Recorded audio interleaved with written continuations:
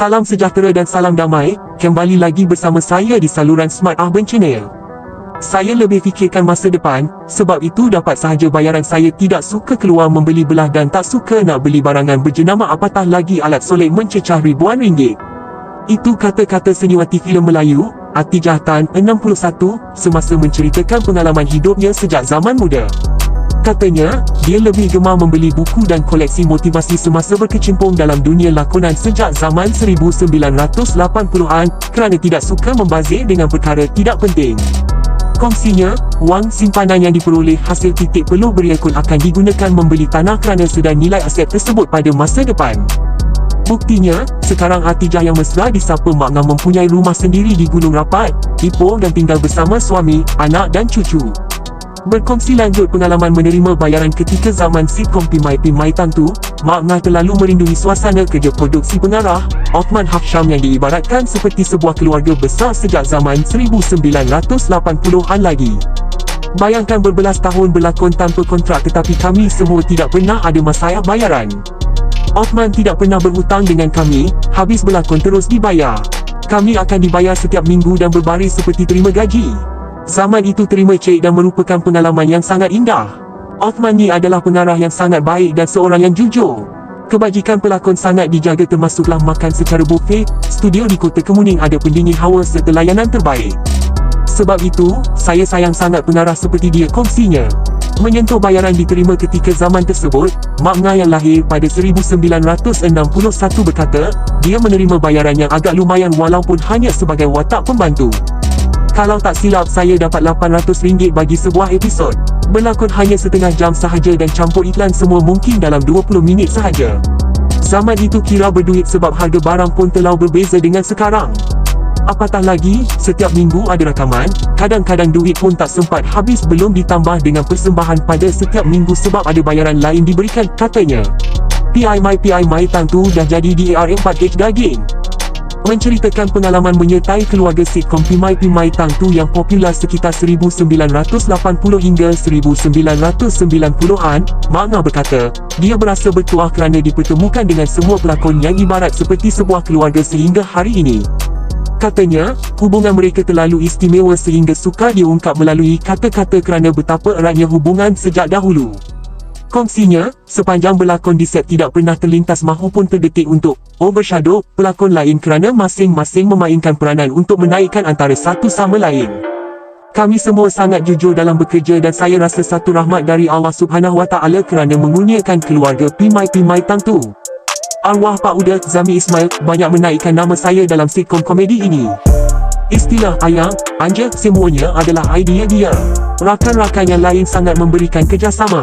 Sebab itu, kami semua sehati sejiwa dan ikhlas bekerja, katanya.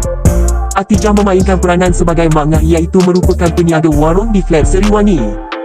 Dia malah menganggap kesemua pelakon sitkom tersebut ibarat DAR4H dagingnya dan tidak akan melupai mereka sehingga hujung nyawa. Angelina Tan sudah seperti adik saya, nama pun sama Tan di hujung. Saya juga rasa sangat kehilangan pelakon yang sudah meninggal dunia seperti Pak Busuk Muhammad Abdullah. Kalau sakit kami akan bertanya khabar, kalau terlintas di hati mesti akan hubungi mereka.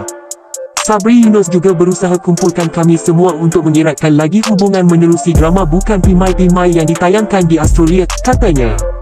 Berkongsikan pengalaman ketika di set penggambaran, Mak Ngah berkata, mereka akan berlatih selama 12 hari sebelum rakaman bagi sesebuah episod dijalankan. Lebih menyeronokkan apabila kesemua pelakon sangat komited ketika bekerja dan tiada prinsip mementingkan diri sendiri.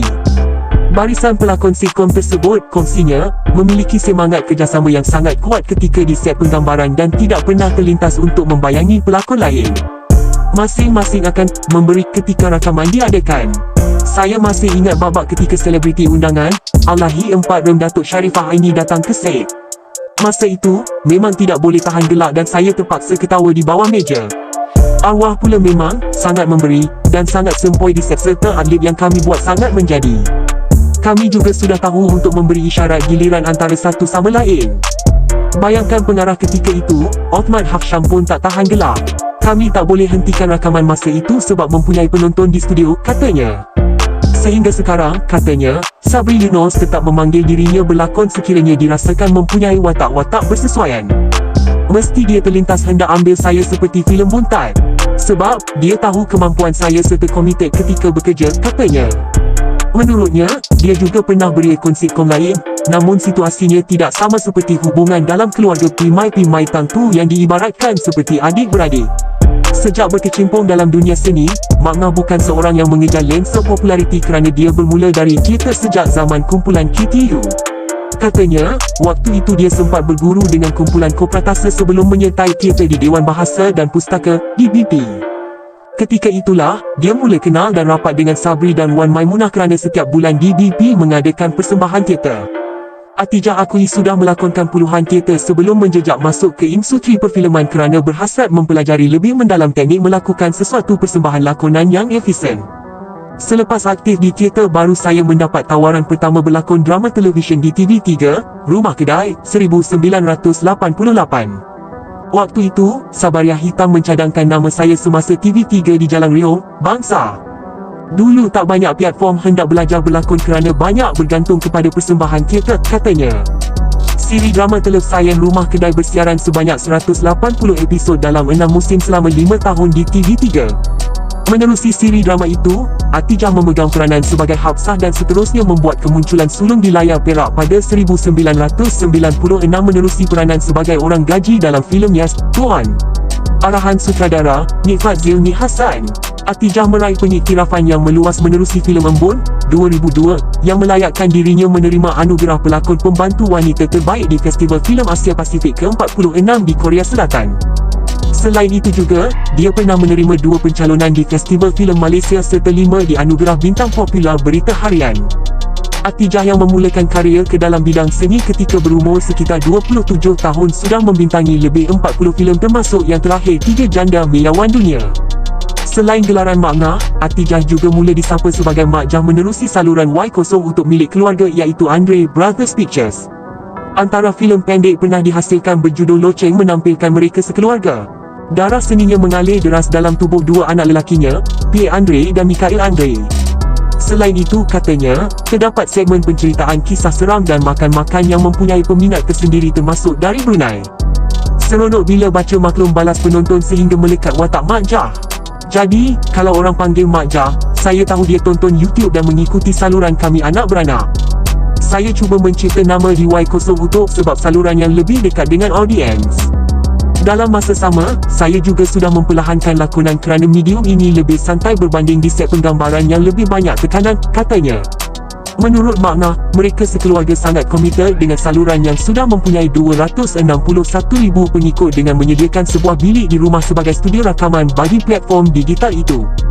Bagaimanapun, menurut Atijah, saluran berkenaan diwujudkan sekadar, suka-suka, dan bukan mengejar wang. Sekadar info, Atijah binti Tan lahir 1 Januari 1961, merupakan seorang pelakon wanita Malaysia dan juga merupakan salah seorang dari seniwati filem Melayu. Untuk berita terkini hiburan dalam dan luar negara, jangan lupa ikuti saya seterusnya di saluran Smart Urban Channel dan jangan lupa share, like, komen dan subscribe.